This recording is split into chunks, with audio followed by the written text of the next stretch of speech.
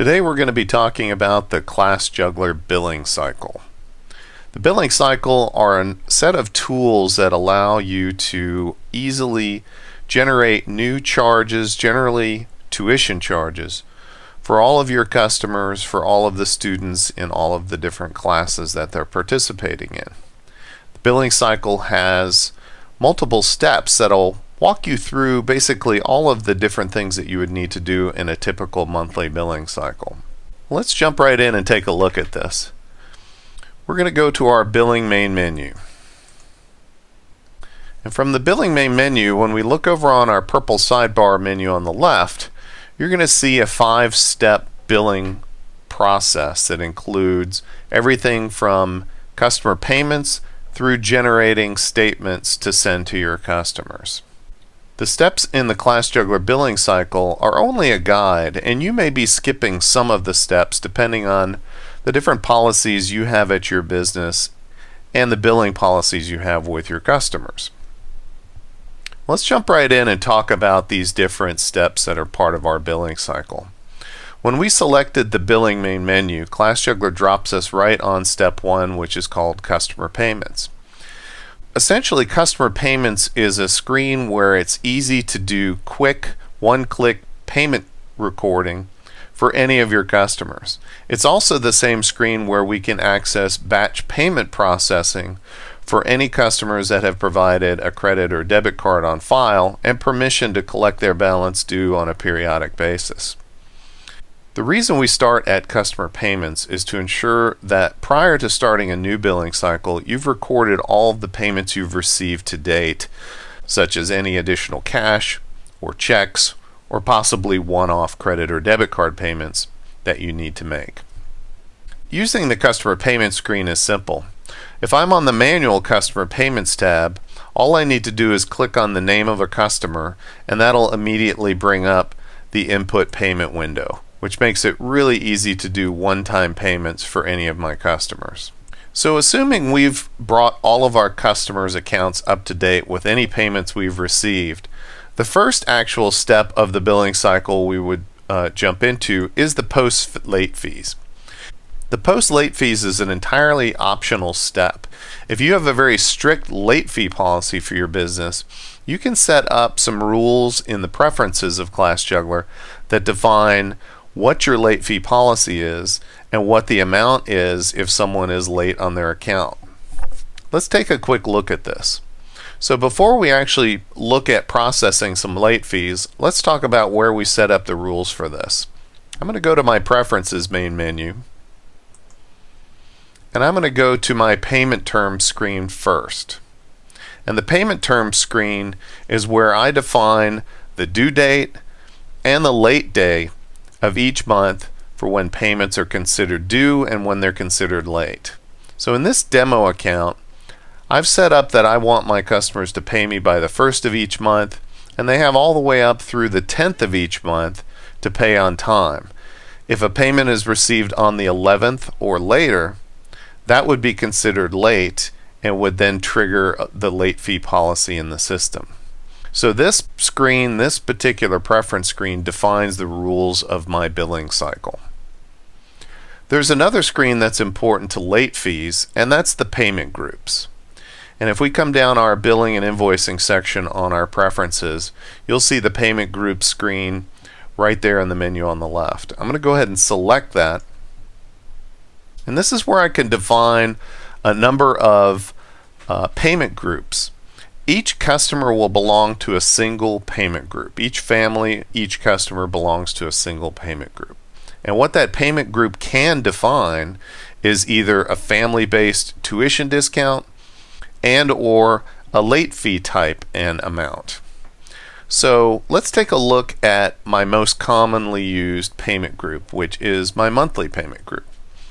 You'll notice there's no discount rule set up on that particular payment group, but there is a late fee rule set up on this payment group, and it defines that if someone is late based on the rules of my payment terms, they'll be assessed a $10 late fee.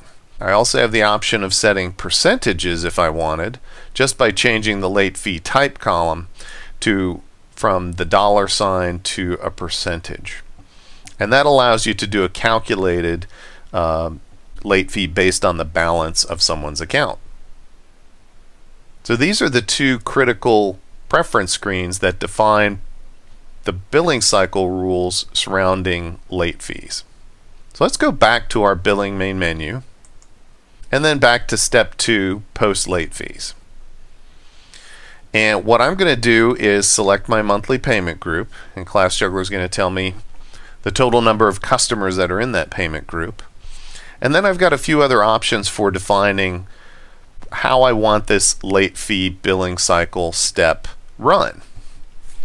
Again, many customers will, or many clients will skip this step entirely and possibly just run a report to find out who had a balance due as of the cutoff date and handle those on a one-to-one basis.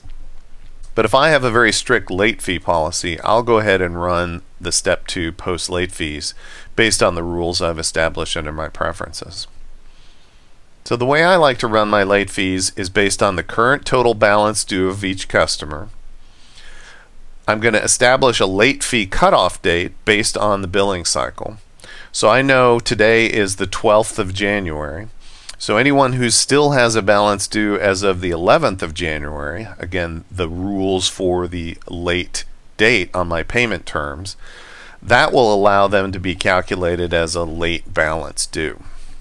I also can provide a threshold. So that threshold allows me to say anyone with a balance greater than $20 would be considered for this late fee billing cycle. Anyone with a smaller balance than that would be skipped. So once I've set up how I want this run, all I have to do is click on Start Processing.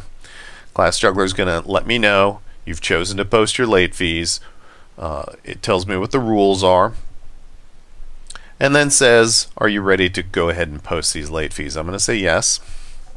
Once I do that, it's going to take me to another screen where you're going to see some progress.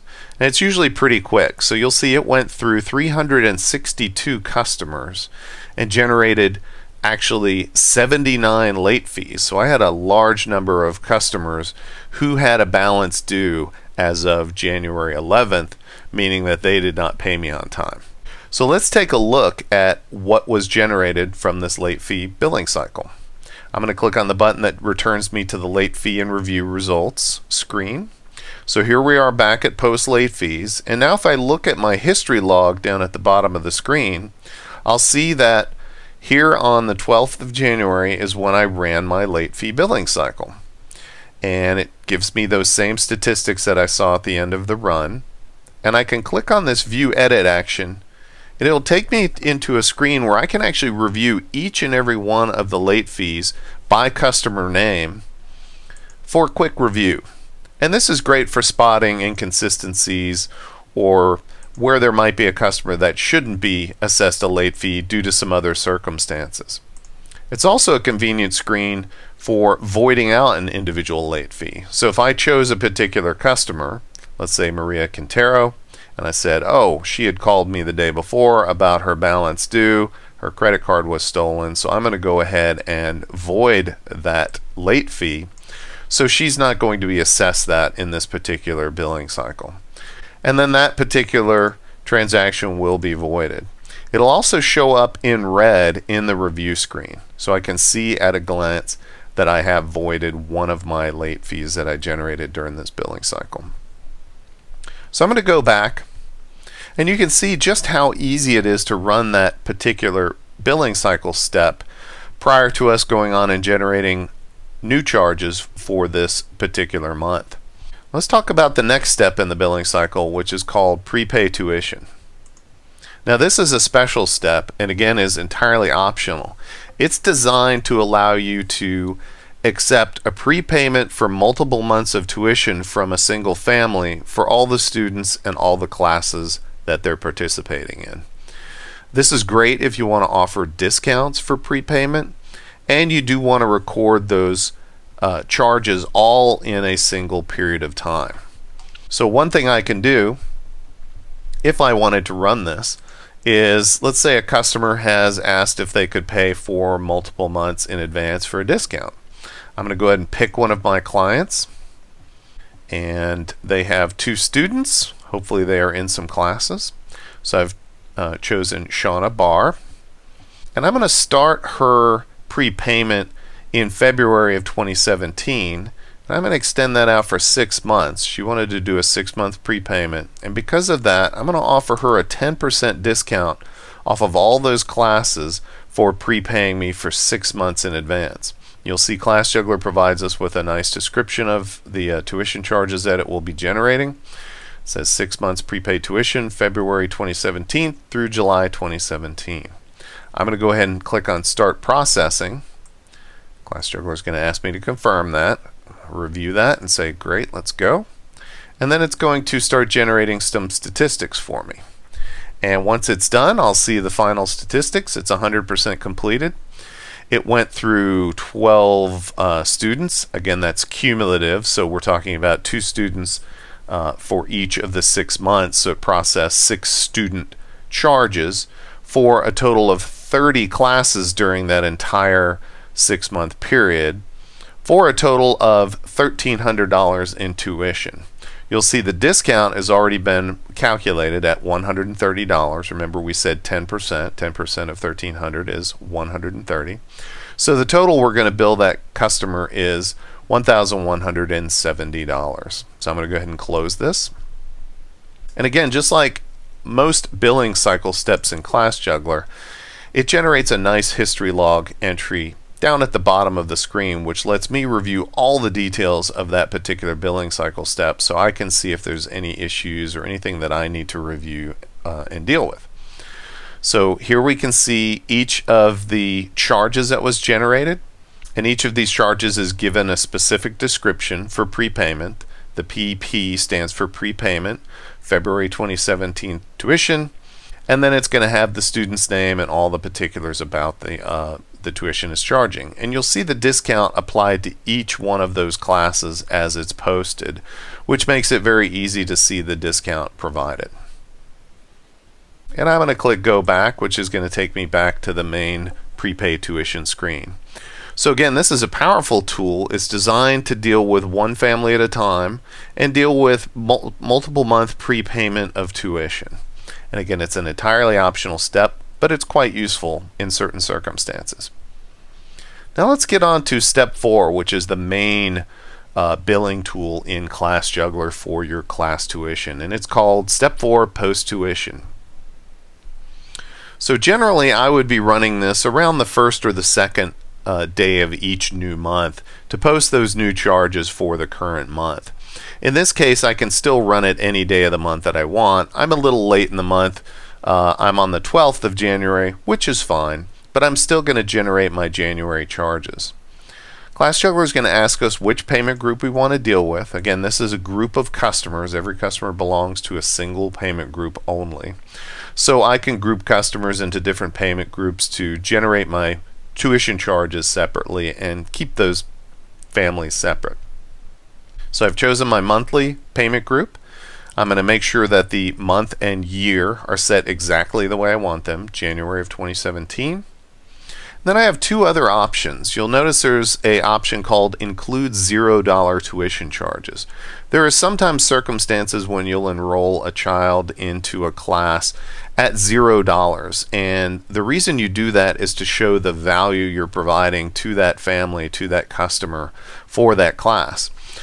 Checking the box that says create $0 tuition charges ensures that those line items do appear on the customer's account even though the amount posted is $0.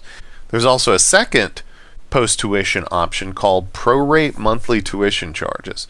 Now where this comes into play is if you are a brick and mortar business and you have your own calendar established for days that you're closed and not holding classes, you can set those dates up on your ClassJuggler calendar, which you'll find under the home base screen.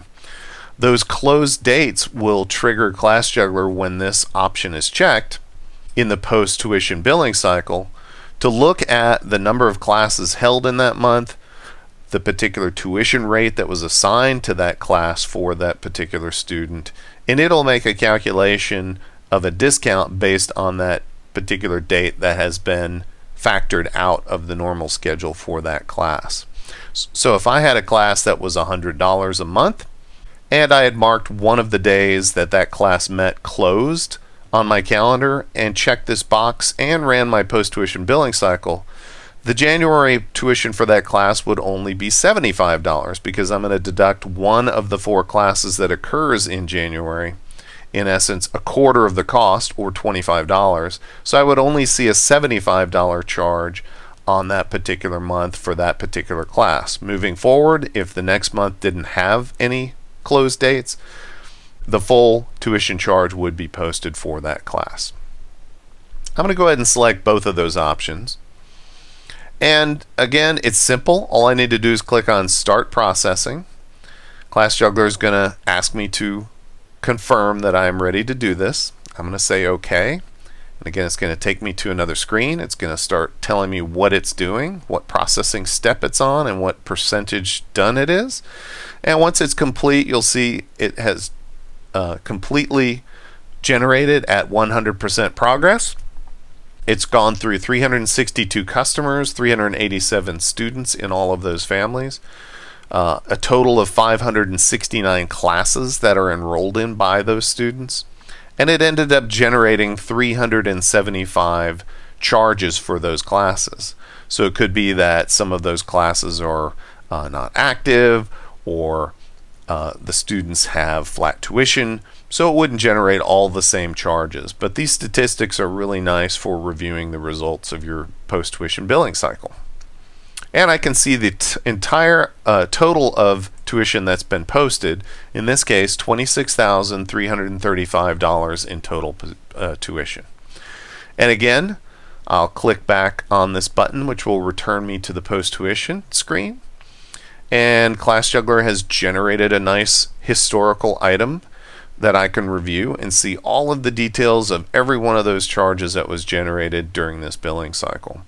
And again, this is just a great way to review alphabetically by client what charges were generated, eyeball those charges just in case I spot something. Maybe I forgot to drop a student out. And again, I can void those directly from this screen rather than going to the customer's transaction screen, simply by clicking on a transaction and clicking on that void transaction. In this case, I'm not going to void anything, but you get the idea. One other thing to point out, at the top right of most of these billing cycle review screens is a special button called Void Billing Cycle. Now what that button is designed to do is, in a situation where you've made a mistake and run a tuition billing cycle without possibly modifying pricing for a number of students, or for some other reason where you just knew you didn't want to generate those charges yet, clicking on that button will void the entire billing cycle, meaning all 375 of these tuition charges would be voided and hidden from client accounts. And this essentially lets you start over for a particular month if there happened to be some major issue that you needed to make changes to before running that billing cycle. I'm going to go ahead and click Go Back and go back to my main post-tuition screen. Now let's talk about this last step, printing and emailing statements. Generally, that's the last thing you're going to do in your billing cycle, is send generally email statements to your clients so that everyone can see their new charges, what their new balance due is, and what they owe you. Now, if you happen to have merchant processing with ClassJuggler, the ability to accept credit and debit cards, we'll actually insert one additional step before we go to our last step of sending out statements. And that's actually returning back to the customer payment screen. Once I go back to the customer payment screen, I'm going to go to my batch payment processing page, and I'm going to see that I have 127 customers that now have a balance due, that have a credit card on file, and have given me permission to collect that balance due each and every month on their accounts. So before I send out statements for those people that I'm going to be collecting payment from, I'm actually going to process that first so that their statement has an up-to-date view of the payment already being received from those parents. So all I would need to do here is click on this button that says Process All Selected Customers. And what that's going to do is it's going to go through the batch process of submitting each and every one of those credit and debit card payment requests, giving me back response as to which ones succeeded, which ones may have failed, and so forth. Now, I'm not going to execute this because I don't want to do any of these test credit cards on my account, but you get the idea.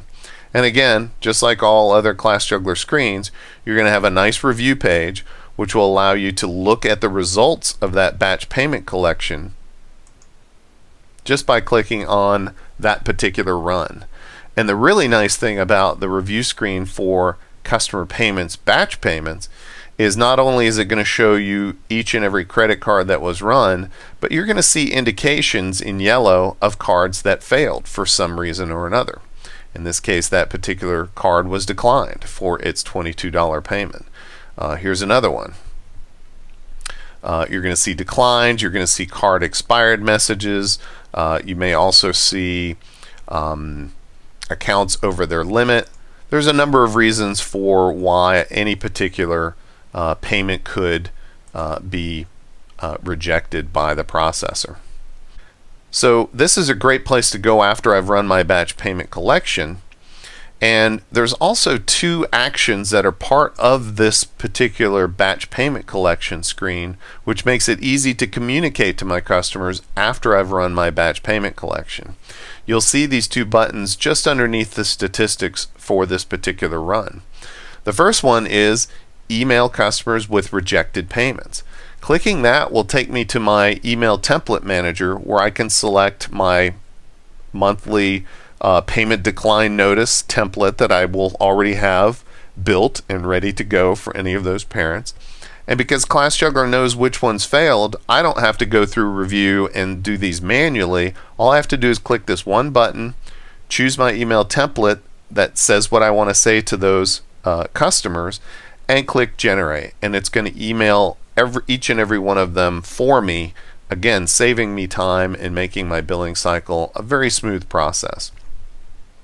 The second button allows me to email receipts to all the successful payees, the ones that are shown in green below. Again, what that does is just sends out a confirmation letting each and every one of those successful payment clients know that we've received their payment, the amount of that payment, and that their account is in good standing. Let's go back to the batch customer payment screen. And now let's say we've completed our batch payments. So now we can go on to the very last step of our billing cycle, which is printing or emailing statements. For the most part, you're going to be emailing statements to your customers. So I can choose who I want to send statements to. Do I want to send it to all customers, letting them know what their account looks like, even if they have a zero balance, or only to customers that actually owe me money, so I don't bother people who don't owe us any money and don't really need to be notified that their account is zero. And then all I have to do is say generate this report, and it's going to generate really nicely formatted account statements with all of that detail, the most recent payments made, and what their current status is in their account. So at that point, I'm really done with my monthly billing cycle. You can see just how quickly you can go through a billing cycle for your business just by going through the step-by-step from the billing main menu. So it could just be a few of the 5 steps. It might be actually six steps if you're going through and collecting payments, posting late fees, doing some prepaid tuition, posting new tuition, collecting batch payments, back on step 1, and then finally finishing up with step 5, printing or emailing statements. And each of those steps, as you saw, only takes a few seconds to run. If there are no mistakes, you could finish your entire billing cycle for a month in under 5 minutes. Now that's amazing. Well, we hope you've learned a little bit about the ClassJuggler billing cycle. There's a lot more information available on the online help guide just by clicking on the help and links menu on each and every one of those screens. You'll learn everything from posting payments, generating late fees, all the way through posting tuition and generating the final statements for your accounts. Happy juggling!